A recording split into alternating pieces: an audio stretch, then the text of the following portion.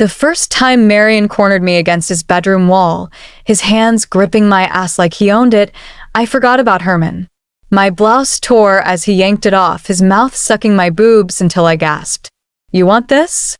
he whispered, and I nodded, my pussy so wet I could feel it dripping down my thighs. Then he unbuckled his pants, pulled out his 14-inch dick, thick and veined, and shoved me onto the bed. I screamed, not from pain, but from finally feeling alive. But let me rewind. This story isn't about lust. It's about the night I found a hotel receipt in Herman's jacket, proof he had been fucking Rosa, his 35-year-old yoga mistress, and how I decided to fuck her husband harder. Hello, beautiful souls. Thank you for being here. To my subscribers, you are my heartbeat. If you have not subscribed yet, I beg you, click that button. Your support fuels this journey. Now, let me break your heart. I am Karen, 53, a mother of 3, and a retired teacher. Herman, my husband, was my college sweetheart. We built a life in Ohio. A brick house, Sunday barbecues, and Christmases with grandkids. But last fall, Herman started working late. He bought new cologne. He smiled at his phone too much. One Tuesday, I searched his car. I found a silver earring under the seat. It was not mine. That night, I cried into his pillow, smelling a stranger's perfume. The next morning, I followed him. He drove to a motel outside town. A young woman with black curls ran to his car. My stomach turned. She was young enough to be his daughter. I confronted Herman. He called me crazy. He said I was imagining things. But I am not a fool. I hired an investigator. 2 weeks later, I had her name, Rosa, age 35, married, yoga instructor. Rosa's husband was Marion. I studied his photos, tall, quiet eyes, a wedding ring on his left hand. A plan formed in my mind, dark and sweet like poison. If Herman could steal, so could I. But this is not just a story about cheating. This is about how revenge tastes better when served with someone else's husband. Rosa was not hard to find. She taught yoga at a studio called Peaceful Flow downtown. I sat in my car across the street for 3 days, watching women in leggings come and go. On the 4th morning, I walked in. The smell of lavender oil made me dizzy. She stood at the front desk, laughing with a student. Her black curls were pinned up, her skin glowing. She looked kind. That made me hate her more.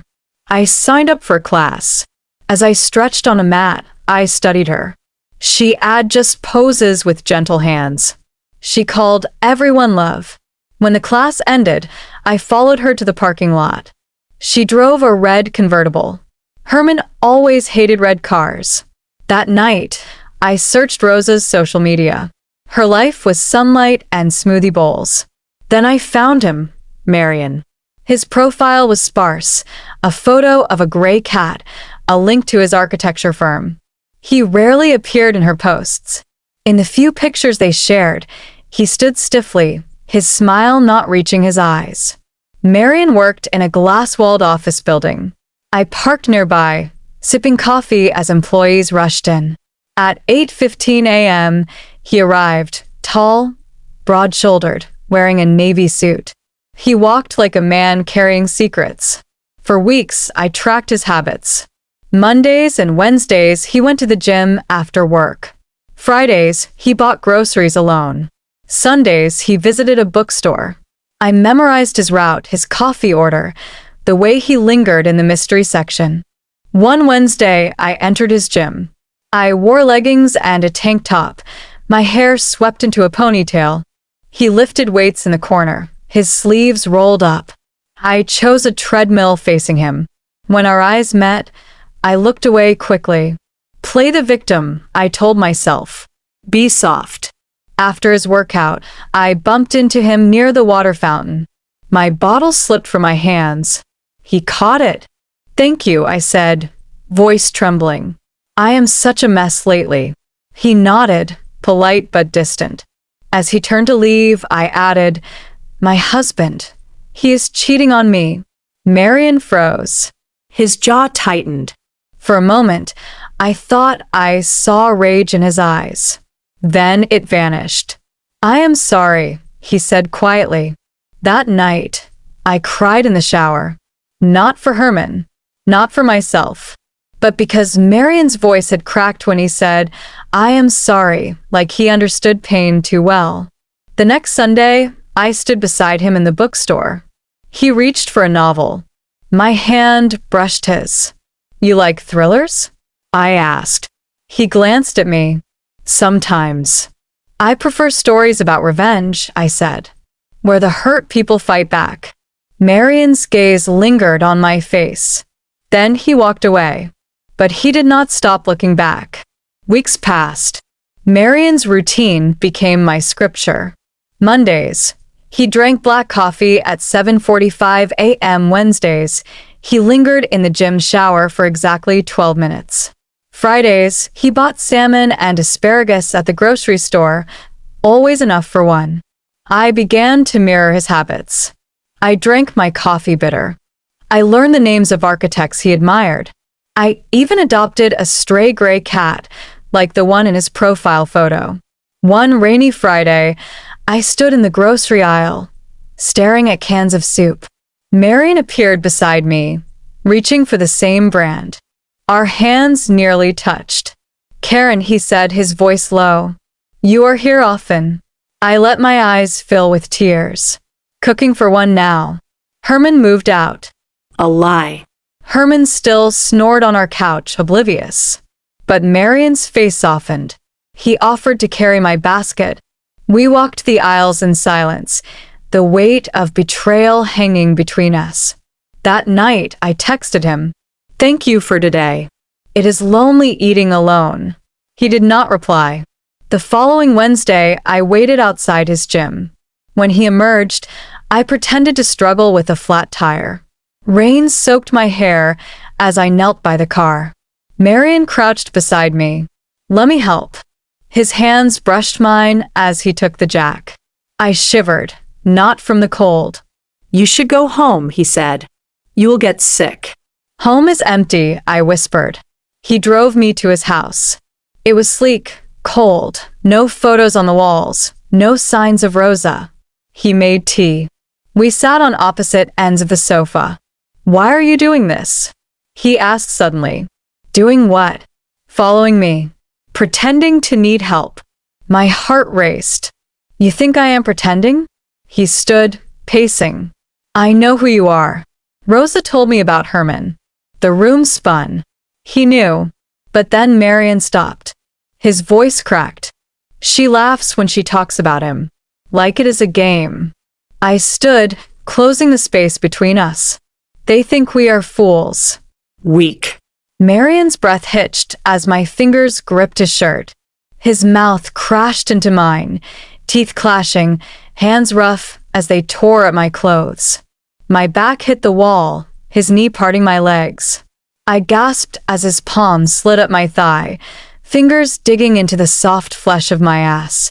He spun me around, my breasts pressing against the cold glass of his bedroom window.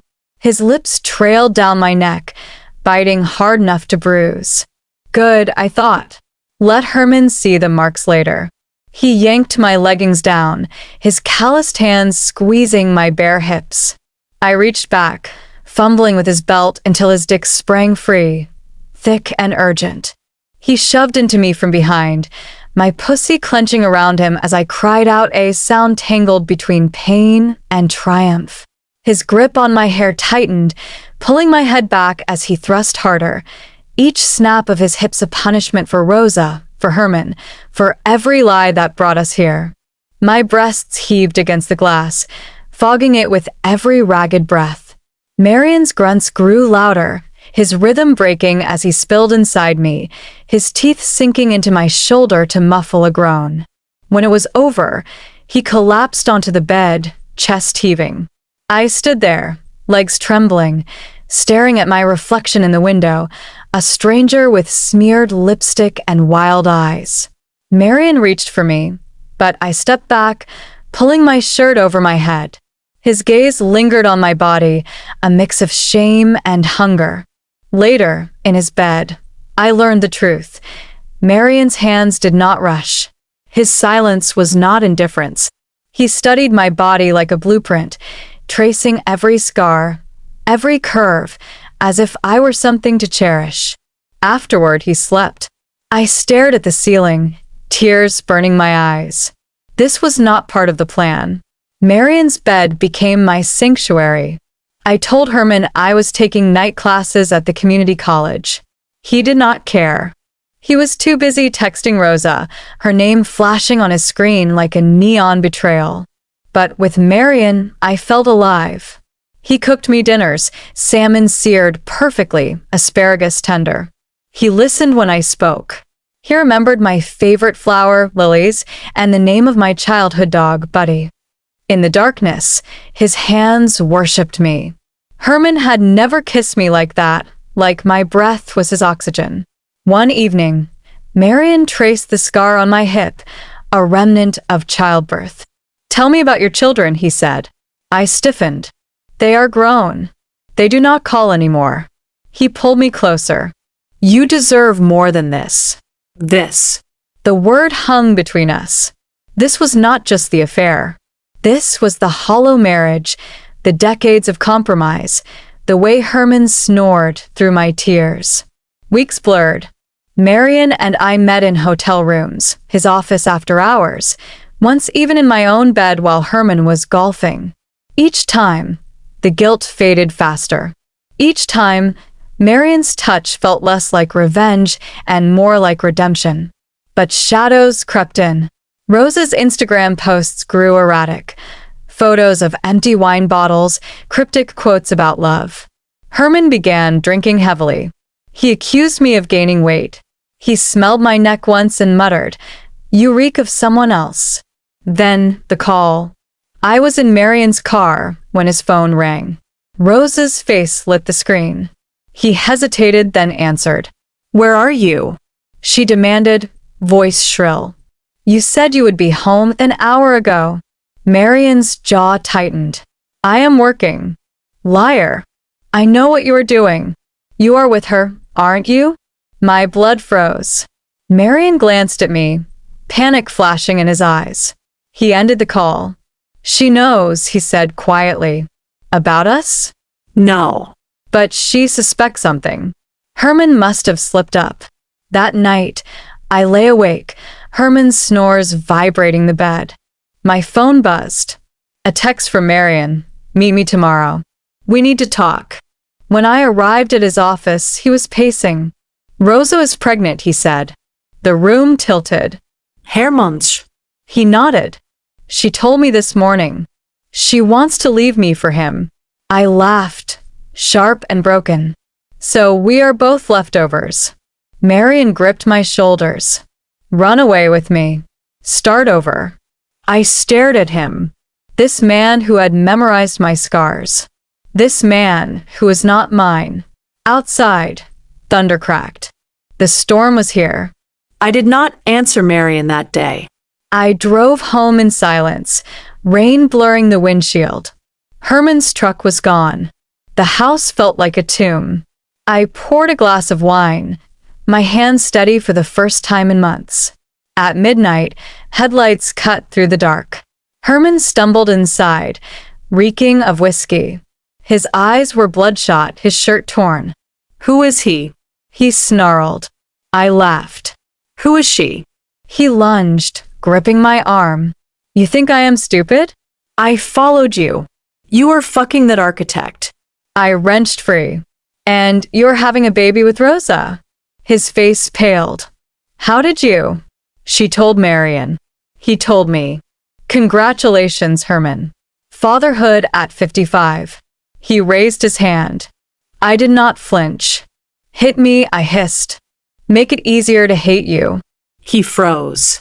Then he sank to the floor, sobbing. "I never meant to hurt you." The doorbell rang. Rosa stood there, mascara streaking her cheeks. Behind her, Marion loomed like a ghost. "Tell him," Rosa spat at Herman. "Tell your wife you promised to leave her." Herman stared at her swollen belly. I cannot. The kids. The house. Rosa screamed, throwing a vase. It shattered against the wall. Marion stepped forward, his voice cold. I filed for divorce today. Rosa, you will hear from my lawyer. Rosa laughed wildly. You knew about them. You let me humiliate myself. Marion's gaze met mine. I knew about Herman. Not about Karen. Not until it was too late. The room spun. You used me? I whispered. No, he said. I fell for you. But I will not be your revenge anymore. He left. Rosa followed, cursing. Herman crawled to the couch, muttering about ruin. I packed a bag. As I drove away, I did not look back. Now I live in a rented apartment. Herman sends apology texts. Marion's number is blocked. The kids do not return my calls. Revenge is a fire. It warms you at first. Then it burns everything to ash. To my beautiful viewers, this journey was raw, twisted, and deeply personal. If it shattered you, tell me. Scream your rage, your tears, your questions in the comments. Like if you felt every heartbeat. Share to warn others about the cost of revenge. And if you have not yet subscribed, do it now. Your support keeps these stories alive. This is Karen signing off for now.